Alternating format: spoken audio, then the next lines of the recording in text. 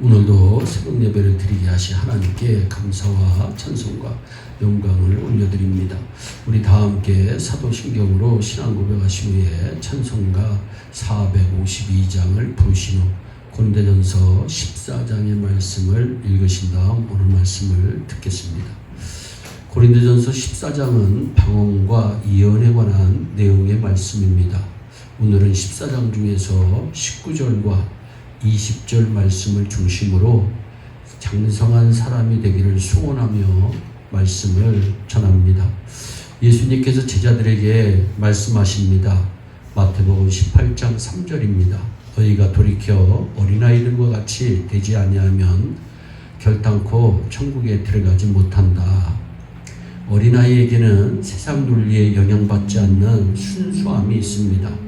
또 의심 없이 받아들이고 믿는 믿음도 있습니다. 또 핑계대지 않고 따르려고 하는 순종함도 있습니다. 아이들은 아이 같아야 예쁩니다. 그런가 하면 어른은 어른 같아야 합니다. 어린이 아이처럼 말하고 행동하고 아이처럼 옷 입는다면 어떨까요? 예수님께서는 어린아이 같은 그리스도인이 되지 않으면 천국에 들어가지 못할 것이라고 말씀했지만 순수하고 깨끗한 것과 철없고 훈련받지 못한 미숙함은 다릅니다. 어린아이와 같은 순수함, 믿음, 순종을 간직한 채 어린아이는 어른으로 성장해야 합니다. 사도 바울은 이렇게 고백합니다. 내가 어렸을 때에는 말하는 것이 어린아이와 같고 깨닫는 것이 어린아이와 같고 생각하는 것이 어린아이와 같다가 장성한 사람이 되어서는 어린아이의 일을 버렸노라. 말하는 것, 깨닫는 것, 생각하는 것이 어린아이와 같으면 한마디로 철이 없으면 나이만 먹고 덩치만 커졌을 뿐 여전히 어린아이입니다. 장성한 사람이 되어서는 어린아이의 일을 버리고 장성한 사람답게 의젓하게 지는 것이 옳습니다. 어린아이의 가장 큰 특징은 잘한다는 데 있습니다. 예수님은 그동안 제자들이 보고 들은 것만큼 배운 것만큼 생각과 믿음이 자라기를 늘 원하셨습니다. 본문 말씀은 그리스도인이 어떻게 자라야 하는지를 말씀하고 있습니다.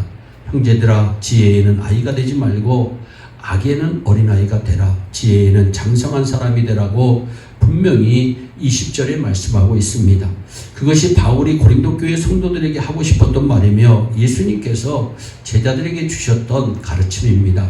지혜란 사물의 이치를 빨리 깨닫고 주어진 일을 정확하게 처리하는 능력을 말합니다. 많이 배웠다고 모두 지혜로운 것은 아닙니다. 못 배웠다고 지혜롭지 못한 것도 아닙니다. 난 놓고 기업자도 모를 만큼 배운 것이 없어도 매사에 지혜로운 사람들이 있습니다. 해야 할 말인지 하지 말아야 할 말인지 자기 할 일, 남의 할 일 정확히 압니다. 센스 있게 일을, 지혜롭게 일을 진행합니다. 일반적으로 지혜는 인간의 기술이나 지식과 관련되어 사용되지만 그리스도인에게 지혜란 근본적으로 하나님께 속한 것입니다. 세상을 창조하시고 모든 피조물의 삶을 인도하시는 하나님의 무한하신 능력을 가리키는 표현이 지혜입니다. 바울은 지혜에 대해 설명합니다. 고린도전서 1장 24절입니다. 오직 부르심을 받은 자들에게는 유대인이나 헬라인이나 그리스도는 하나님의 능력이요 하나님의 지혜다. 우리 죄를 씻기 위하여 십자가에 못 박히신 예수 그리스도가 하나님의 능력이고 하나님의 지혜라고 성경은 분명히 말씀합니다. 그러므로 예수 믿어 영생의 주인공이 된 사람, 예수 믿어 하나님의 자녀가 된 사람, 천국의 소망을 품고 사는 사람의 삶이 지혜의 장성한 성도의 삶이라는 것을 알고 우리는 늘 감사하며 살아야 합니다. 어린아이에게 자라는 속성이 있듯이 믿음에는 자랄 수 있는 속성이 있습니다. 그렇기 때문에 누구나 믿음의 분량이 다르지요. 어떤 사람은 믿음이 자랐고 어떤 사람은 믿음이 자라지 않습니다. 어떤 사람은 믿음이 자라는 중이고 어떤 사람은 믿음이 자라기를 멈춘 사람도 있습니다. 그런가 하면 병든 믿음도 있고 건강한 믿음도 있고 적은 믿음, 큰 믿음을 가진 이들도 있습니다. 자신의 종의 병을 고치기 위해 예수님을 찾아간 백부장을 가리켜 예수님은 이스라엘 아무에게서도 볼 수 없는 큰 믿음으로 인정하고 그분을 칭찬합니다. 그렇지만 반면 물리를 걸으시는 예수님을 향해 걷다가 사나워진 바람을 보고 두려워 물에 빠졌던 제자 베드로는 예수님께 믿음이 적은 자여 왜 의심하느냐 책망을 받습니다. 이방인이 큰 믿음의 소유자가 될 수도 있고 예수님의 제자가 적은 믿음의 소유자가 될 수도 있습니다. 우리들 가운데서도 믿음이 적은 이가 있고 믿음이 없는 이가 있고 큰 믿음, 대단한 믿음을 가진 이도 있습니다. 여러분 모두 대단한 믿음의 소유자가 되시기를 바랍니다. 데살로니가 교회처럼 믿음이 자라는 모습을 보여 소문나는 교회, 소문나는 성도가 있는 우리 예일교회가 되어야 하겠습니다. 사랑하는 여러분, 악한 일에는 어린아이가 되고 지혜는 장성한 사람이 되는 것, 죄 없이 세상을 살 수 없는 우리에게는 사실 불가능한 일입니다. 그러나 하나님의 은혜 안에 머문다면, 하나님의 은총의 날개 아래 있다면 천국의 소망을 가진 하나님의 자녀로서 믿음이 날마다 자라고 새로워지는 것을 믿으시기를 바랍니다.